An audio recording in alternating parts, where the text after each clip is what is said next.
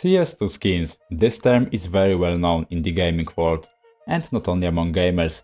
Many people have heard from their friends, read in articles or even seen on TV that pixels in one of the many games on the market can reach prices of thousands, tens of thousands, hundreds of thousands, or even millions of dollars. And this raises the question, how is this even possible? To really understand why skins have real value, we have to go back in time a little to the 20th century, specifically to the year 1914. At that time, most of the world operated on the gold standard. For example, you could always exchange 1 British pound for 7.3 grams of gold. Whenever a government wanted to print more bills, they had to add 7.3 grams of gold per pound to their reserves. Because of that, inflation basically didn't exist. Money couldn't be printed out of the thin air. But everything changed with World War I, when the gold standard was suspended, so governments could finance the war by printing money. After the war ended, countries tried to return to the gold standard, but it never worked, eventually leading to the Great Depression in 1929. The gold standard officially ended in 1971, with the collapse of the Bretton Woods system. Since then, money can be printed out of the thin air, and the value of currency is determined only by people's trust that it has value. Since 1971, you can clearly see how fast the debt of the United States started to grow, but even more terrifying is the CPI, the Consumer Price Index, or in the other words, the purchasing power of the dollar. Okay, so now that we know that fiat currencies are essentially worthless, let's talk about why digital items with no physical value can reach insane prices. The closest comparison to the skins in terms of how their value is determined is the Pokemon cards. These cards are not valuable because they are made of gold or diamonds. No, they are just shiny, nicely painted piece of paper. Their value comes from 3 major factors. First one, rarity. The erased risk cards are very rare, making the supply low.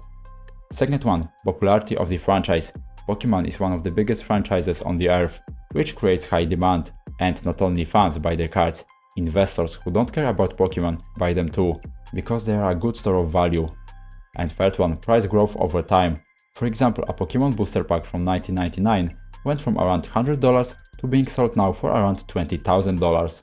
So now let's move on to CS2 skins and explain why specifically CS2 skins are so expensive, unlike any other game. There are 3 major indicators that define whether something can be used as a good currency. First, ease of transfer.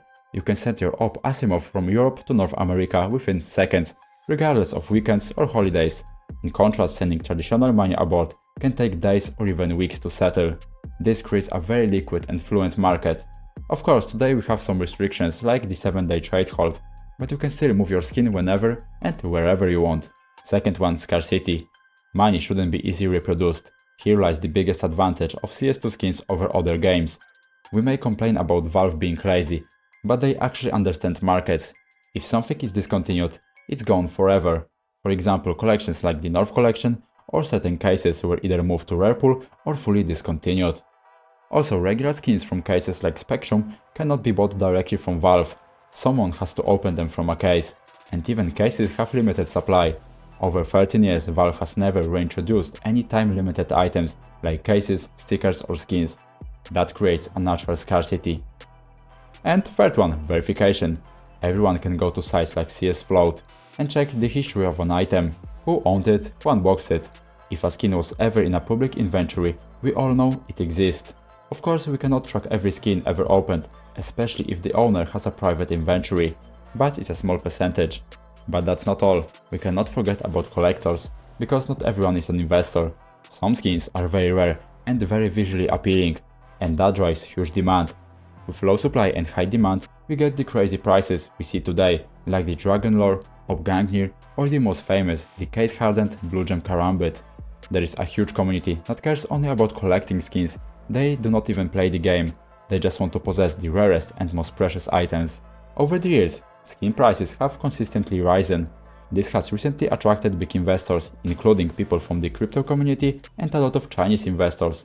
Why more from China?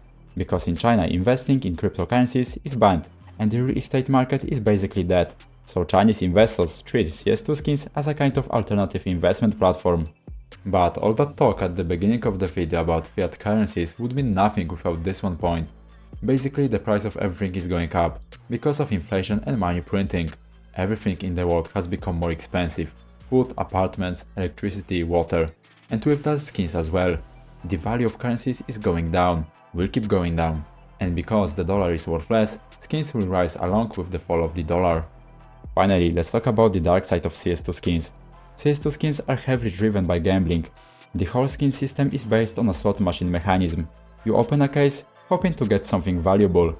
And for years, many websites use skins as a pure currency for their slot machines. Since there is no clear legal definition of what a skin is, in many countries using skin for gambling isn't technically illegal. This makes them easy to use for things like money laundering, gambling, and unofficial payment methods. And that's it for today's video. Thanks to everyone who stayed until the end. Hope to see you in the next one.